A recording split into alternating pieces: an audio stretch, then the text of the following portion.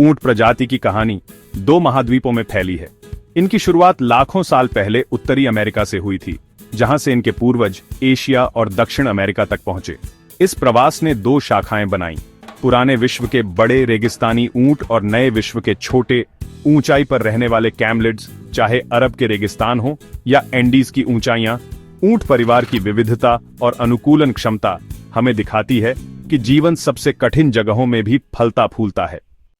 ड्रोमेड्री ऊंट एक कुबड़ वाला अरब और उत्तरी अफ्रीका के रेगिस्तानों का राजा है, जबकि 2 कुबड़ वाला बैक्ट्रियन ऊंट मध्य एशिया के ठंडे पथरीले इलाकों में पाया जाता है।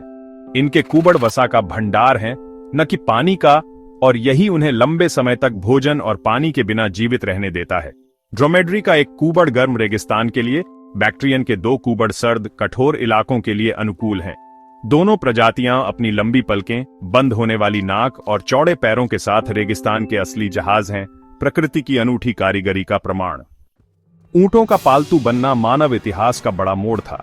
ड्रोमेड्री ने अरब और सहारा के रेगिस्तानों को जोड़ा तो बैक्ट्रियन ऊंट सिल्क रोड के कारवां का आधार बना। इंसानों और ऊंटों का रिश्ता सहजीवी है। इंसान को यात्रा, दूध, मांस और ऊन मिला ऊंट को सुरक्षा और भोजन। ये साझेदारी आज भी कई संस्कृतियों की पहचान है।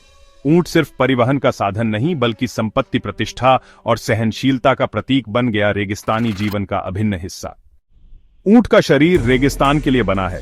कुबड़ में वसा जमा करता है, जिससे ऊर्जा और पानी दोनों मिलते हैं और शरीर की गर्मी को नियंत्रित करता है। इसकी अनूठी संरचना, अंडाकार रक्त कोशिकाएं, गाढ़ा पेशाब, सूखा मल, मजबूत मुंह, लंबी पलकें और चौड़े पैर इसे रेगिस्तान का असली उस्ताद बनाती है। ऊंट हजारों सालों से दूध, मांस, ऊन और परिवहन का भरोसेमंद स्रोत रहा है। जहां खेती असंभव है, वहां भी यह जीवनदायी पोषण और यात्रा देता है। आज भी ऊंट पर्यटन, व्यापार और स्थानीय अर्थव्यवस्था में अहम भूमिका निभाता है। यह मानवता का सबसे बहुप्रकारी साथी है। एंडीज के पहाड़ों में लामा, अल्पाका, गुआनाको और विकुना रहते हैं। ये ऊंचाई और ठंड के लिए अनुकूलित बिना कुबड़ वाले कैमलिड्स हैं। लामा बोझा ढोने के लिए, अल्पाका शानदार ऊन के लिए पाले जाते हैं। गुआनाको और विकुना इनके जंगली पूर्वज हैं, जिनकी ऊन दुनिया की सबसे कीमती है। ये प्रजातियां दिखाती हैं कि कैमलिड्स की जीवटता सिर्फ रेत में नहीं, बल्कि बादलों के बीच भी कायम है। ये एंडीज की सांस्कृतिक और आर्थिक धरोहर हैं।